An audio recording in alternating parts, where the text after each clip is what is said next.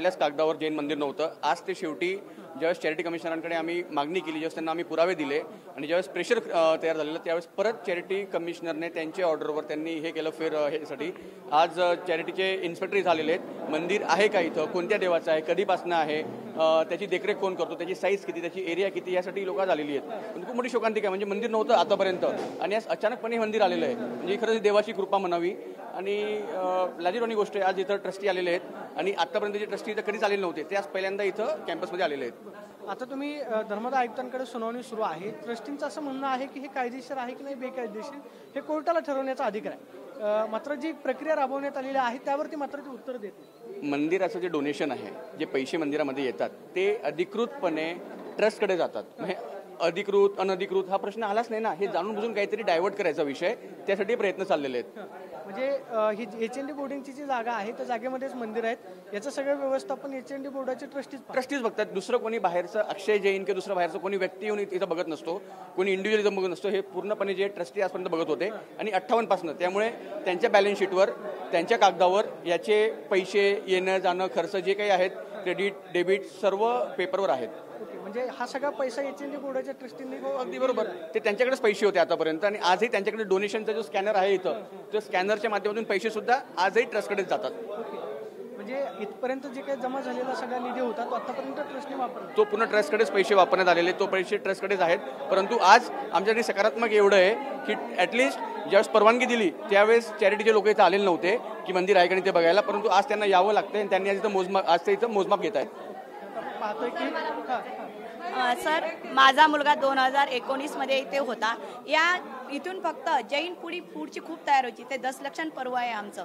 त्यामध्ये 10 लक्षांचे संस्कार व्हायचे. मुलांना रात्री भोजन त्याग असायचा. खूप चांगले शिक्षण व्हायचे. त्यामुळे आमची खूप मोठी नुकसान होणार आहे की आमची जैन पिढी जी तयार होते, आम्ही विश्वासाने इथे ठेवायचो.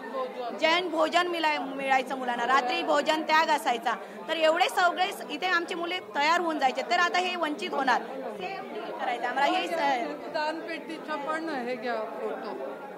पाहतोय की हे सगळे ट्रस्टींच्या विरोधामध्ये आपण पाहतोय की जैन बोर्डिंगचे इथले आपण पाहतोय की समाज बांधव या ठिकाणी आलेले आहेत, आक्रमक झालेले पाहायला मिळतात. ट्रस्टींना या ठिकाणी आपण पाहतोय की सगळ्या काय काकी त्या ट्रस्टींचं म्हणणं आहे की हे कायदेशीर आहे की नाही बेकायदेशीर ठरवण्याचं कोर्टाला. नाही, हे 58 सालीच बांधलेलं आहे. त्यापासून सगळी मुलं इथं शिकून अगदी उच्च दर्जावर परदेशात वगैरे गेलेले आहे. सगळ्या मुलांचं इथं कल्याण झालेलं आहे. त्याच्यामुळे हे त्यांनी सगळं चुकीचं आंध्र ठेवलं. आता ह्यांनी नांदुरकरांनी 150 पानावर काय झोपेत सह्या केल्या का? ह्यांनी 150 पानावर सह्या केल्या. हे म्हणतात मला काय माहित नाही त्यातलं, मला काय त्याचं उत्तरच देता येत नाही. मग तुम्ही थेट आम्ही म्हणलं चक्क जोशींना आम्हाला फोन लावून द्या ना, त्याच्याशी आमचे अध्यक्ष वगैरे बोलतायत ना, तर ते पण त्यांना जमत नाहीये. म्हणजे काळा बाजार आहे हा सगळा. सगळे ह्याच्यात हे सामील आहेत ट्रस्टी लोक सगळी ह्याच्यात सगळे. आणि एकटूक त्याचं काम नसतं, हे सगळ्यांनी मिळूनच केलेलं आहे ना. काही एक जण हे थोडं असं करू शकत नाही. 3000 कोटीची मालमत्ता तुम्ही आज 230 रुपये घशात घालताय. म्हणजे काय ह्याचं म्हणायचं काय तुम्ही? म्हणजे तुम्ही बोललात काय म्हणले ते नाही ना, बोलूनच येत नाही, त्या उत्तरच येत नाहीत काही. ते म्हणतात चक्कू जोशींशी मी पण फोन लावून त्यांच्याशी बोलतात आमचे अध्यक्ष, ते पण बोलत नाहीत काही. त्यांच्याकडे उत्तर नाही ना, नाही म्हणे मी नाही फोन लावून देत, काय बोलतच नाही ते. तुम्हाला काय उत्तर मिळालं? काय म्हणतात? आम्हाला फक्त वसतिगृह वाचलं पाहिजे आणि जैन मंदिर वाचलं पाहिजे, बस. बाकी काय रद्द झाली पाहिजे, बाकी काय ना. आमचं म्हणणं फक्त एवढंच आहे जैन समाजाचं, हे डील रद्द झाली पाहिजे. म्हणजे इथं मुलांच्या सगळ्या शिक्षणाची सोय होऊ शकते, मेस चांगली असती, सगळं जैन पद्धतीने इथं होऊ शकतं सगळं. त्याच्यामुळे आमचं फक्त सगळ्या लोकांचं एवढं जैन समाज म्हणणं की हे डील सगळं रद्द झालं पाहिजे. आता हे काय ते जर डील रद्द झालं नाही तर मग आता काय? मग आता गुरुजीने आमच्या गुरुनी सांगितलंच आहे, आम्ही 1 तारखेपासून सगळं आणशन म्हणजे बिगर अंड पाणी घ्यायचं उपोषणाला बसणार आहे. सगळे पण बसणार, सगळेच बसणार, लोक सगळी जैन समाज बसणार. गुरु बसणार म्हणलं की आम्हाला पण जैन समाजाला बसणं भागच असते ना. सगळे बसणार, सगळे उपवास आणि हे करायला सुरुवात करणार आहेत 29 तारखेपासून. आहे तसंच तसं. ट्रस्टींचं उत्तर समाधानकारक आहे का? यांच्या ज्या ट्रस्टीने दिले उत्तर एकही समाधानकारक नाहीत आणि हे धक्कादायक आहे आणि हे दिशाभूल करणारं आहे. ह्या ट्रस्टी इथे 40 वर्ष येतात, त्यांना काही हे मंदिर आहे माहीत नाही आणि खोटं लिहितात प्रेयर हॉल म्हणून. हे काही प्रेयर हॉल आणि मंदिर काही एकच असतं का? इथे दिगंबर जैन मंदिर आहे, प्राण प्रतिष्ठित मूर्ती आहे आणि याची ही दिशाभूल करणारी माहिती देऊन चॅरिटी कमिशनरला खोटी माहिती द्यायची की दगडी बिल्डिंग पडायला आली आणि लोकांचं मुलांचं आरोग्य धोक्यात आलंय. अरे हा काय मूर्खपणा आहे? आमच्याकडे पैसे नाहीत आणि 9-10 कोटी रुपये त्यांच्या अकाउंटमध्ये आहेत. इथे पैसे या पैशाच्या मंदिराच्या पैशाचा हिशोब नाही. इथे दानपेट्या आहेत, लोक हजारोने दान करतायत. इथे हे जे नवीन मंदिर उभारलंय, आम्ही जीर्णोद्धार केला, त्यात माझ्या धर्मपत्नीने मोठा सहभाग केला, हे सगळं केलं. आणि गोळा करायचं ना विकायच्या अगोदर विचारायचं समाजाला की तुम्ही काय बाबा कमी पडते, तुम्ही एवढे पैसे देणार आहेत का नाही, काय ते मग तुम्ही पुढचं पाऊल उचलायचं ना. ते काही समाजाशी त्यांनी काही संबंध साधला नाही, आपोआपच सगळं रात्री बिघड. शनिवारावर सुट्टी असून कसं काय यांचं डील लगेच कर्ज मंजूर होतं 70 कोटीचं. हा शनिवारावर सुट्टी असताना ह्यांचं लगेच 70 कोटी. कर्नाटकातल्या इतक्या लांब तुम्हाला इथं बँका नाही आहेत का पुण्यात, तुम्हाला काय इतक्या लांब कर्नाटकात जावं लागलं, इथं बँका आहेत ना पुण्यात. आज मेसेज फिरल्यावर हे हजर झाले, मेसेज आल्याशिवाय त्या तोपर्यंत ट्रस्टीने दिलेलं उत्तर काय व्यवस्थित आहे का? काय नाही म्हणतात, नाही म्हणे प्रार्थनास्थळ दाखवले. मंदिर आणि प्रार्थनास्थळ याच्यात काय फरक आहे का नाही, मंदिर आणि या लोकांनी ट्रस्टींनी चॅरिटी कमिशनरची दिशाभूल करून असं सांगितलं आहे की हे स्ट्रक्चर पडायला आलेलं आहे, आपण याचा सर्वे घ्या. आणि त्यांनी आता आमच्या बिल्डिंगा पाडायला सुरुवात केली आहे. हे संत निवास होतं ते सगळं पाडून टाकलंय बिल्डरनी, अजून ताब्यात नाही त्यांच्या, आणि हे सगळं पाडायला सुरुवात केली आहे.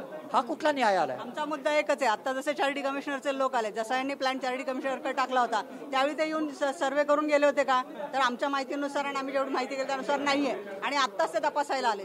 आणि जर इथे 60 वर्षांपासून मंदिर असं लिखित लिहिलेलं आहे तर आता फक्त ते प्रार्थनास्थळ काय म्हणतात, जे मंदिर म्हणायला काय हरकत आहे? इथे साधा छोटा मुलगा जरी आला तो मंदिरला जातो असं म्हणून येतो. आणि मंदिर म्हणजे काय असतं, त्याचा पूर्ण 3.5 एकरचा परिसर हा मंदिराचा असतो. कारण आमच्यामध्ये काय व्यवस्था असते, साधू जे आमचे नग्न दिगंबर मुनी असतात त्यांचं आहार निहार हा व्यवस्था सगळं मोठ्या परिसरात करायला लागतो. त्याला झाडी लागते, त्याला ओपन जागा लागते. ही जी झाडं लावलेली आहेत त्यांची फळं मंदिरात आणि महाराजांच्या आहाराला वापरला जातो. त्यांचा मुनी निवास असतो, संत निवास असतो. त्यामुळे हा 3.5 एकरचा परिसर हा खरं मंदिराचाच परिसर आहे, तो त्याच्यामध्ये काही दुसरा भाग नाहीये. त्याच्यामुळे अख्खा मंदिर परिसरच आहे आणि त्यातला मंदिर. हे ट्रस्टी असताना ह्यांना कसं काही त्यातलं काय माहित नाही, त्याचे काही उत्तर देऊ शकत नाहीत. काय त्यांनी ट्रस्टी आहेत म्हणजे अध्यक्ष चेअरमन का सेक्रेटरी सगळे असते, त्यांना ते सगळ्याला मिळूनच ते ठराव होतो ना. मग हे कसं म्हणतात ह्यातलं आम्हाला काहीच माहित नाहीये. हा ट्रस्टी आहेत ना ते, हे नांदुरकर साहेब ट्रस्टी आहेत ते. पण आता काय म्हणतायत मला काही माहित नाही. आता त्यांनी 150 पानाचं इथलं प्रपोजल ट्रस्ट कडनं कॉर्पोरेशनला दाखल केलं, त्यांच्या आर्किटेक्टच्या थ्रू, बिल्डरच्या नाही, स्वतः ट्रस्टच्या आर्किटेक्टच्या थ्रू दाखल केलं. तर त्यावेळेला तुम्हाला पावर होती सही करायला. आपण पाहतोय की आलेल्या ट्रस्टींना हे सगळे नागरिक जे आहेत, महत्त्वाचा मुद्दा असा आहे की या 3.5 एकरमध्ये जी विहीर आहे त्या विहिरीमधलं पाणी हे रोज आमच्या या भगवान महावीराच्या अभिषेकासाठी आम्ही ते वापरत असतो. इतर कुठलेही पाणी अभिषेकासाठी चालत नाही.